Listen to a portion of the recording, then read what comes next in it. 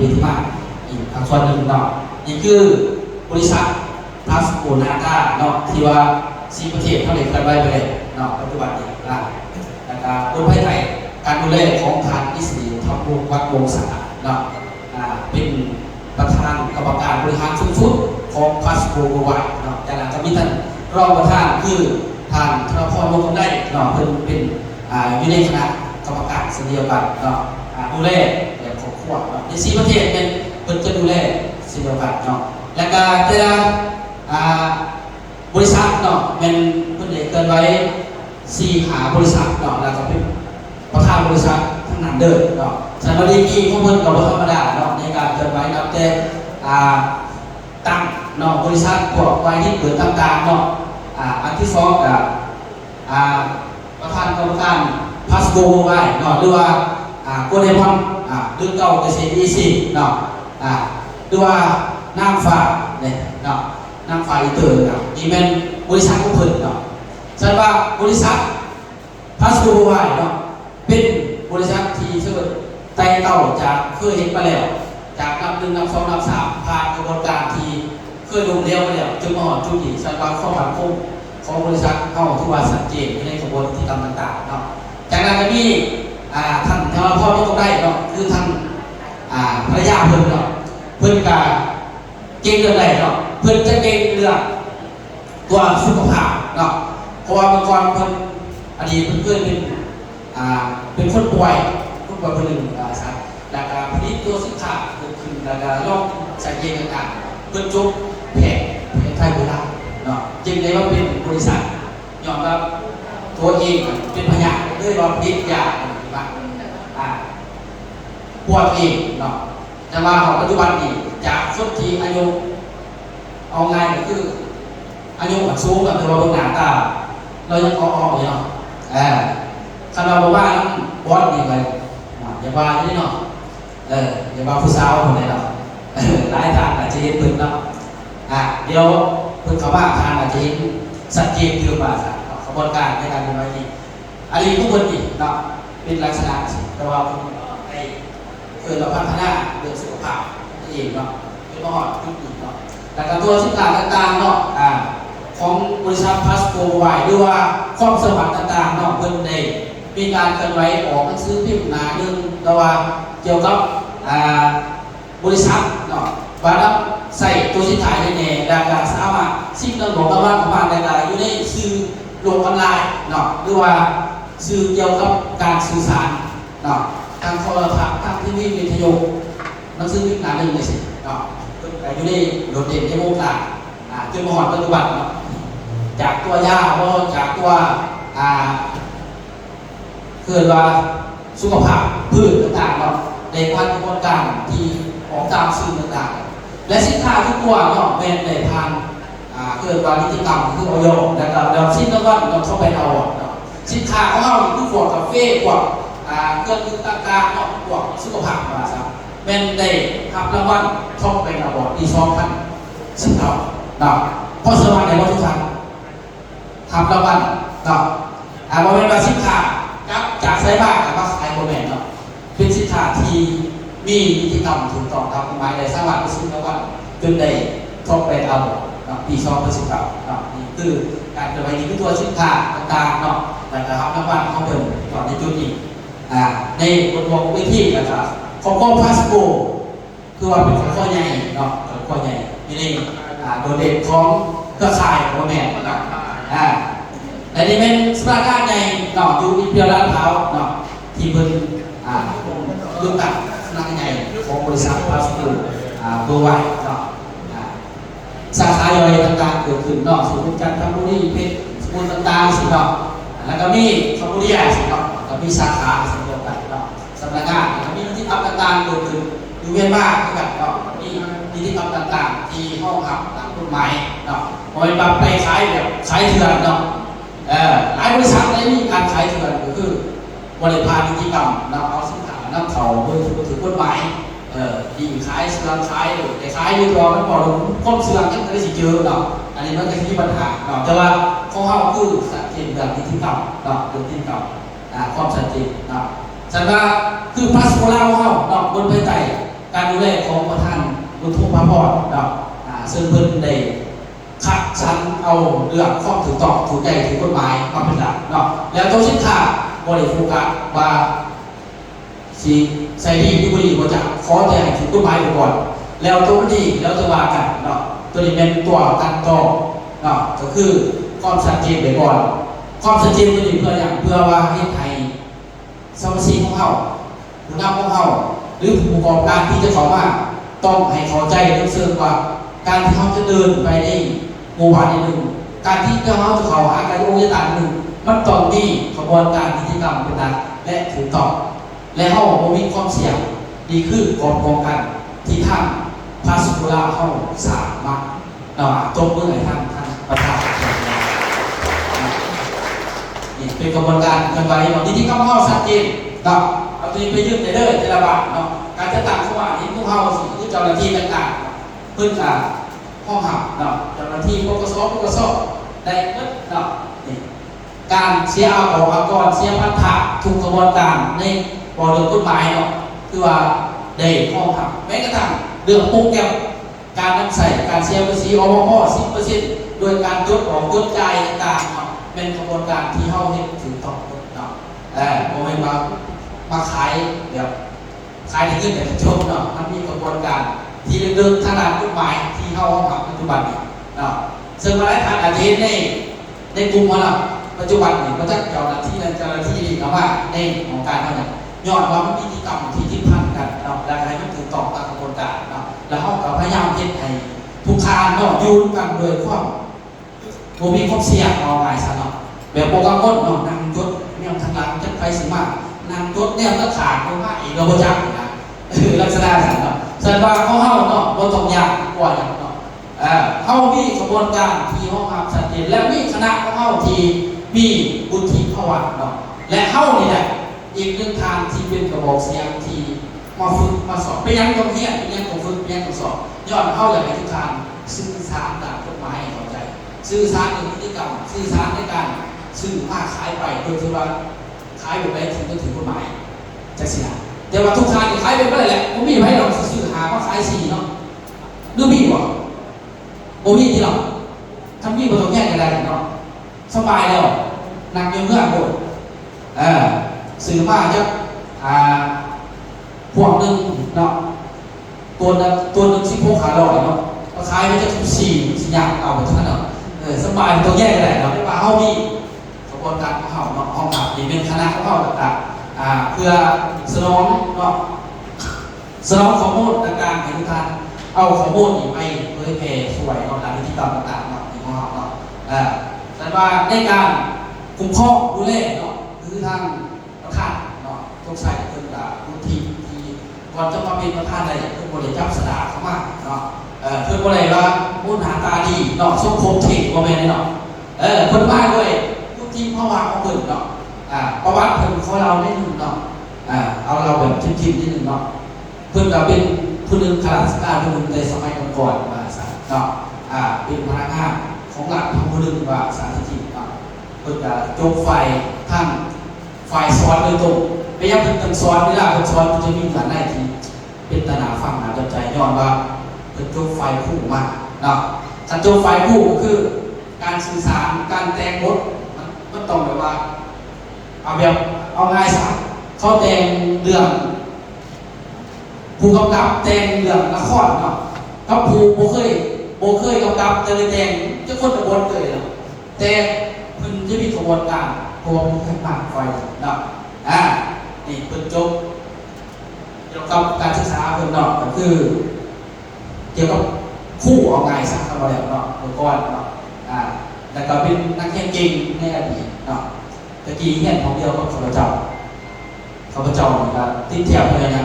จนน้ำผึ้งเนาะ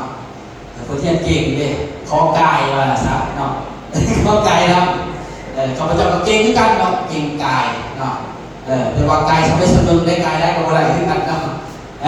เพื่อนเป็นเรียนเก่งเนาะแต่ไปย่อไปนึกต่างๆที่ว่าถ้าว่าเขาอยู่ในสมัยก่อนเนาะถ้าว่าไม่เรียนมาสมัยนี้เราจะได้ใบประกาศแดงเนาะเพราะว่าเวลาอาจารย์สอนปรับมีหัวข้อมาปรับประมาณ10 ข้อ แล้วเดี๋ยวเจ็บอาจารย์เทียบว่าสุดเดี๋ยวเจ็บของวิชาดีสุดยอดเลยวิชาดีสุดยอดเลยเนาะโมเป็นประโยชน์กันเนาะพอข้าพเจ้าในเห็นจริงๆน้องกายซะเนาะจนว่าอาจารย์เปลี่ยนจากอาจารย์จะให้เราไปสอนเทศความจริงเนาะอาจารย์ก็เลยทำไปทางนี้จากนั้นจบเกี่ยวกับไอ้ตุ่มของประเทศไทยคนยุคเอาไงซอฟต์ลาวมีคนเดียวของประเทศไทยสี่เดือนปีเนี่ยโจไอ้ลาวมาบริหารในปัจจุบันเข้าบริหารมือคือหารบริการเกี่ยวกับขายตรงแสดงว่าประธานโจมากอยู่ประเทศไทยเราเนี่ยโดยที่ว่าการเรียนจะมีบริเวณภาษาลาวภาษาอังกฤษอย่างเดียวเลยอังกฤษอย่างเดียวหรอก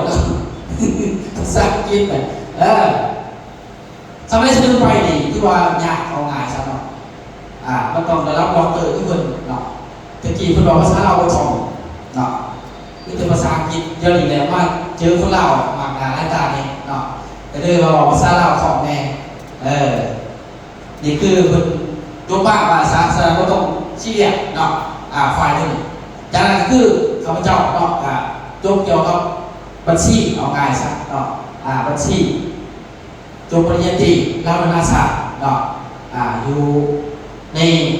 โครงเขตของประเทศลาวนี่แหละเนาะปฏิภาณบอกต้องเลยบอลนี่คือบอลใหญ่เขาเนาะที่เพิ่งกำลังเดินทางมาหอบเดี๋ยวบริษัทเขาหมดเต็มที่บริเนาะคือว่าเอาแบบเจ้าแบบเนาะนี่คือจริงๆเกิดว่าพื้นที่ของข้าพเจ้าเนาะแต่ว่าท่านพอสันติสุขต่างๆพัฒยุเกี่ยวกับระบบการคุ้มครองบริหารต่างๆที่กันเนาะนี่อยู่เกิดว่าวิทยาลัยเนาะวิทยาลัยของมส.เนาะมส.อยู่ประเทศเขาเนี่ยปริญญาตรีเช่นเดียวกันเนาะแสดงว่าทุกทางเนาะอยู่ในองค์กรเฮาแม่นอยู่ในวุฒิภาวะที่ตัวสามารถคุ้มครองได้เนาะอันนี้จากนั้นก็หลายทางที่ว่าโดยในประสบการณ์เนาะซึ่งเป็นเครือข่ายมาแล้ว10 ปีหรือ10 กว่าปีเนาะในประสบการณ์ที่ว่าธรรมดาที่ว่าอยู่ในองค์ประกอบคุ้มครองบริหารเขานี่คือบรรดาสำนักงานต่างๆแล้วก็มีเอกสารในการลงเคลื่อนไหวเรื่องการต่างๆของเขาเนาะเขาจะเป็นเคลื่อนไหวแต่ละเรื่องแต่ละแฝงลงไปเนาะเขาจะมีเอกสารนำเสนอจากประธานนำเสนอจากแฝงลงไปเมืองเนาะเมืองออกไปขอจะลงต่างๆเขาเนาะเขาก็เลยเคลื่อนไหวถือต่อตามกฎหมายเนาะแต่ละเมืองนี่คือสิ่งว่าทุกข้อเนาะถึงเขาลงอุปกรณ์แบบนี้ทั้งอาจารย์อรไทยเนาะถึงสมัยก่อนคนกระบะเสียกันเนาะคนนั่งเนี่ยเนาะต้องเมื่อไปได้เนาะอดีตเนาะเป็นอดีตที่ว่าอยู่ความสวีทกันมากธรรมดาที่คนนี้เนาะต่อมาเมืองสนาสบูรณ์เนาะเข้าไปเปิดเกี่ยวกับตัวคุยต่างๆเนี่ยเนาะเมืองสนาสบูรณ์เนาะที่ว่าเป็นทียอมรับในโครงเขตเนาะในแต่ละโครงเขตเนาะจากนั้นก็เป็นเมืองทาเต้งเนาะเมืองทาเต้งเข้าไปเปิดOPP สัญจรเนาะลงเคยแพร่ดังที่กำต่างๆเนาะถือว่าแต่ละเรื่องเข้าเรื่องว่าโลกที่ยิ่งใหญ่กว่าเรื่องน้ำมากของโลกสารวัตรเนาะจะขอจะขอจะสอนเนาะต่อมาล่าสุดก็คือปากซองของเขาเนาะปากซองเนาะมีทันแต่เรื่องที่ของโลกของเขาเลยโดยความสุขเนาะด้วยตัวสินค้าต่างๆของทางบริษัทพาสโกด้วยบริษัทพาสโกเราครับเนาะในการนำเสนอตัวสินค้าและข้อมูลในบรรดาในแต่ละโครงเขตให้เข้าใจว่าเข้าไปในกลุ่มแบบอย่างไรเนาะและสินค้าทุกตัวเขามีใบออยเนาะที่เราผ่านกระบวนการที่นิติกรรมที่สามารถต้องทำได้ในโครงเขตโมทองยาของกลัวในอย่างนิติกรรมของเขาในการเปิดใบเขาจะเก็บอยู่ในนิติกรรมที่ชัดเจนอยากให้ทุกท่านสบายใจในการขายสินค้าเนาะต่อมาตัวสินค้าต่างๆเข้าในโลกเพื่อแพร่จะเป็นตัววิเม็ดบอสิเนาะลงไปให้ข้อมูลทุกทานในแต่ละโครงเขตที่เกิดการนิติกรรมที่ห้องหับเนาะในการคุ้มครองต่างๆเนาะเป็นคุยเม็ดคุยหนักต่างๆเนาะสำหรับตัวคุยหนักคุยเม็ดเนาะส่วนนี้เขาเข้ากับมีใบทะเบียนทุนจากกรมทะเบียนทุนที่สามารถที่จะเข้าไปขายแบบสบายใจทุกอย่างอย่างเลยเนาะนิติกรรมเข้าบทวิจัยใบทะเบียนทุนเข้าได้มีการส่งไปสู่กระทรวงนั้นที่ออกมาให้เป็นนิติกรรมออกมาเนาะแต่แล้วการ เกิดไว้นำเสนอโดยที่ว่านิติกรรมนี้เป็นตัวอย่างยืนในบรรดาการจัดตั้งนอกบางพื้นที่พื้นทางไม่เข้าใจในการเกิดไว้นอกนี่แต่ละตัวเขาเป็นภาคโครงการอย่างสี่นอกแต่ละจะมีบรรดาโครงการห้องพักของบริษัทพาสโกห้องคือโครงการท่องเที่ยวเกิดขึ้นเนาะมันก็มีหลากหลายเนาะเข้ากับที่ว่าเป็นที่นอกครับต้นเมื่อไหร่ท่านนอกเป็นคนเนาะเดินทางมาหอดเดียวนี่ตัวจริงของเพื่อนเนาะขึ้นมา18เนาะเนาะนี่คือโครงการของเรามันจะเกิดขึ้นเรื่อยๆโครงการพาสโกโวไวน้ำเที่ยวพาสโกลาน้ำเที่ยวเนาะมันมีกระบวนการที่เกิดขึ้นคนใดอยู่ในของก็พาสโกเตรียมสุขภาพไปอย่างเดียวเที่ยวอย่างเดียวเนาะสนุกสนานพยายามรักษาสุขภาพให้ดีที่สุดอยู่พาสโกเนาะเพราะว่างานเที่ยวหลายที่สุดเลยแต่เขาจะทำการสังการแต่สมัยก่อนก็เคยไปเที่ยวแต่ว่าอยู่พาสโกนี่จนหนักโวไวเนาะเที่ยวจนเดี๋ยวว่าตีรถข้างบนข้างล่างจนตีรถเถียงเนาะไปอย่างเดียวเลยสันเนาะนี่เอาดีกระบวนการนำเที่ยวเป็นโครงการเนาะเป็นโครงการไหนคือพาสโกโวไวคือพาสโกลาเอาเนาะมีการนำเที่ยวแต่ยุคแต่วันที่ว่าเป็นการนำเที่ยวที่แบบประทับใจเนาะเพราะว่าพาสโกเฮาคือการเอาใจเกิดว่าเอาใจเขามาใส่ใจเฮาเป็นส่วนใหญ่เนาะคือบรรดาผู้บริหารชุมๆหนึ่งเนาะมีรักษาสัตว์แต่ในเฮาจะมีโครงการสมาคมพีโซหาคือสมาคมของขั้วเฮาเดิมเขาว่าตัวนี้เนาะเป็นการช่วยเหลือซึ่งกันและกันแล้วเฮาก็ได้นำไปใส่เดียว1 ส่วนเนาะปัจจุบันนี้เดิมนำใส่เนาะทุกท่านอาจจะเห็นนำกันเนาะในสมาคมเฮาเนาะนี่คือกฎเกณฑ์ในพาสโกของเฮาเนาะซึ่งเขาจะได้พากันในนำพาต่างๆเนาะโดยที่มีกระบวนการเคลื่อนไหวที่มีระบบโครงสร้างเนาะมีระบบห้องหับเนาะโดยเฉพาะระบบ3 ATP Academy และระบบพินิจข้อหาที่เห็นทุกทางในการเดินเคลื่อนไหวเนี่ยที่ถูกต้องถูกใจถูกกฎหมายที่พาสโกลาและพาสโกโวไวตัวมือทำพาสโกตัวนี้นี่คือการเคลื่อนไหวที่เข้าสัดเจนเนาะในกระบวนการกล่าวนี้เนาะสันว่านี่การเคลื่อนไหวนี้เนาะนี่ที่เขาจะเคลื่อนไหวในเดือนที่จนหอดจนจบเนาะเกิดว่านี่สวรรค์ขึ้นอีกข้าพเจ้าเชื่อมั่นว่าทุกท่านจะอยู่และครับเอาข้อมูลให้หลายที่สุดเพราะว่าในสวรรค์ขึ้นอีกเนาะเป็นข้อมูลที่ทุกท่านจะได้เอาไปน้อมใส่และเกิดผลจะเป็นเรื่องในหลายที่สุดเนาะซึ่งว่ามันจะมีทางบรรดาผู้บริหารฟังประเทศลาวแล้วก็ทั้งประธานใหญ่เนาะแล้วก็ทั้งน้องประธานคนและจะว่าให้ข้อมูลเท่าและจะเอาข้อมูลที่สามารถเก็บเข้าได้เป็นเรื่องใดจริงเนาะอันนี้คือว่าวันนี้เขากับอื่นเขาจะได้รับข้อมูลในเต็มที่เนาะสันว่าจะให้ทุกทางเนาะพยายามเก็บข้อมูลให้ได้ทุกเม็ดเกิดเนาะมีแจกมีเซฟยังกว่ากันไปเนาะอันนี้คือกระบวนการของเขาจะได้ภาพกันเกินไปหลังสถานสัตว์เนาะสันว่าทุกทางเนาะที่มีพวกพ่อเนาะในสวรรค์คืนดีสิเป็นการเกี่ยวจิตใจบ่หรือว่าสิเป็นพวกออกเรื่องทางกายเนาะก็ถือว่าพยายามส่งสังฆทานออกมาทันทีเนาะพวกเข้ามานี่มาเที่ยวมาหาข้อมูลแล้วก็เอาข้อมูลที่เกิดว่าเต็มเปี่ยมเนาะในการเกิดไว้ที่อยากให้เข้าอย่างไรสักเรื่องภาพเนาะเข้าก็ต้องมีความพร้อมกับมันเพื่ออยากให้เข้ากับเมื่อแล้วเลยกับเมื่อแล้วไอ้นี่ก็เขาสู่ปอเขาคือเนาะอันนี้เป็นจุดและทิศทางของทางบริษัทของพาสโกของเขาเนาะคือว่าเมื่อดีเนาะเวลาของเขาเนาะเพื่ออยากให้มันเดินตามสเต็ปทางเนาะข้าพเจ้าเนาะขอฝากข้อหวังเนาะทุกทางเนาะในการทำฟังนี้เนาะและการงานของเขาเนาะเพื่อให้มีเวลาที่ชัดเจนและเกิดขึ้นได้แบบมีประสิทธิภาพเนาะอยากให้ทุกท่านเนาะมีความพร้อมเนาะในการทำข้อมูลที่วอสิเป็นเรื่องระบบวอสิเป็นเรื่องข้อมูลทั้งหลายเนาะตัวนี้เนาะมีแต่เขาจะได้ให้ทุกท่านเนาะพร้อมอยากฟังหรือยังพร้อมด้วยพร้อมว่าตอน ตอนมาครับโคโมดก็ว่าเสียงค่อยๆตอนท่านก็บอกว่าคือแห้งเนาะพร้อมรู้ครับใครแน่เนาะสมาเพื่อให้เวลาตรงกับเวลาเนาะถือว่างานของเขาข้าพเจ้าไม่นำตาหนา